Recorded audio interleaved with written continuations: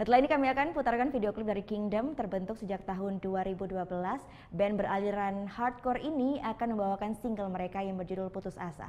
Bagi Anda yang punya video klip musik ataupun cover dan ingin ditayangkan di Net Bali, bisa langsung dicek dulu syarat dan ketentuannya di Instagram kami, yaitu di @netbaliofficial.